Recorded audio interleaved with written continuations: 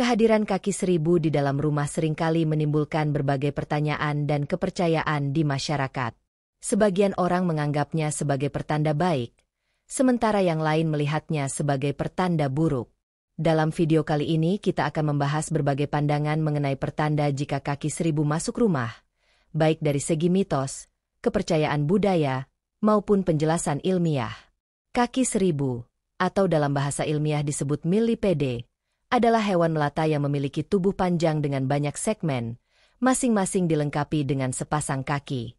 Meskipun namanya kaki seribu namun jumlah kaki pada kaki seribu bervariasi tergantung spesiesnya, biasanya antara 30 hingga 400 pasang. Hewan ini termasuk dalam kelas Diplopoda dan sering ditemukan di lingkungan yang lembab seperti hutan, kebun, atau area dengan banyak bahan organik yang membusuk. Pandangan mitos dan kepercayaan masyarakat tentang kaki seribu. 1. Pertanda kesialan atau musibah.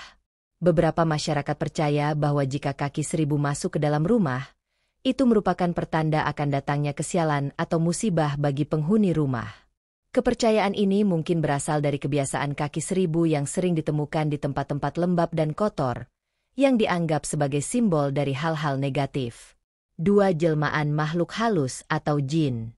Dalam beberapa budaya, terutama di Indonesia, kaki seribu dianggap sebagai jelmaan dari makhluk halus atau jin yang ingin mengganggu penghuni rumah.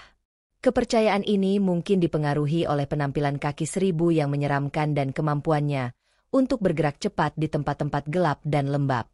3. Perantara santet.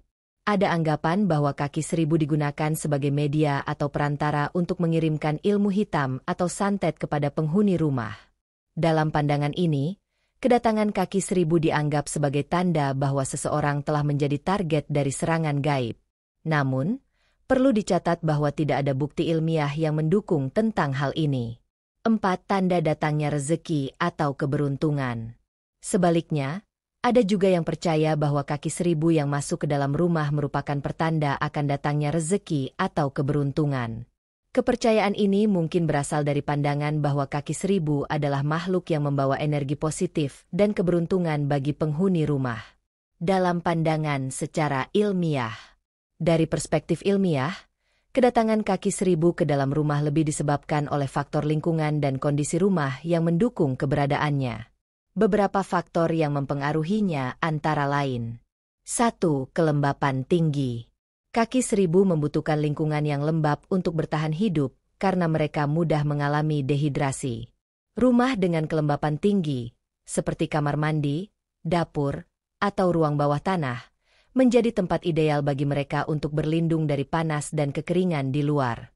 2. Sumber makanan. Kaki seribu adalah pemakan bahan organik yang membusuk, seperti daun-daun yang jatuh, kayu lapuk, dan sisa-sisa tanaman. Jika di dalam rumah terdapat banyak material organik yang bisa mereka makan, tidak mengherankan jika mereka masuk ke dalam rumah. Misalnya, sisa-sisa makanan yang tercecer di lantai atau tanaman hias yang mulai layu bisa menarik perhatian mereka. 3. Retakan dan celah di rumah. Kerusakan atau retakan pada struktur rumah bisa menjadi pintu masuk bagi kaki seribu. Mereka dapat masuk melalui celah kecil di dinding, jendela, atau pintu. Oleh karena itu, penting untuk memeriksa dan memperbaiki setiap kerusakan pada rumah agar mencegah binatang ini masuk. 4. Perubahan musim. Perubahan musim juga mempengaruhi keberadaan kaki seribu di dalam rumah.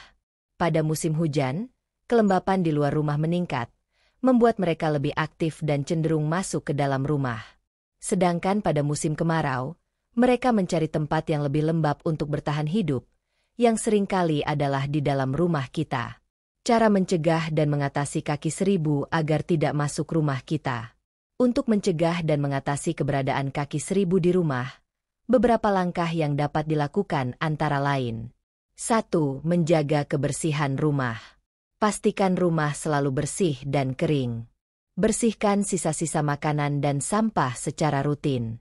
Hindari menumpuk daun kering atau bahan organik lainnya di sekitar rumah. 2. Memperbaiki kerusakan pada struktur rumah. Periksa dan perbaiki setiap kerusakan pada rumah, seperti retakan di dinding, kebocoran atap, atau celah di pintu dan jendela. Hal ini akan mengurangi kemungkinan kaki seribu masuk ke dalam rumah. 3. Menggunakan penghalau alami. Beberapa bahan alami, seperti bubuk kayu manis, daun salam, atau minyak esensial peppermint, dapat digunakan sebagai penghalau kaki seribu. Letakkan bahan-bahan ini di area yang sering dilalui kaki seribu. 4. Menggunakan pestisida.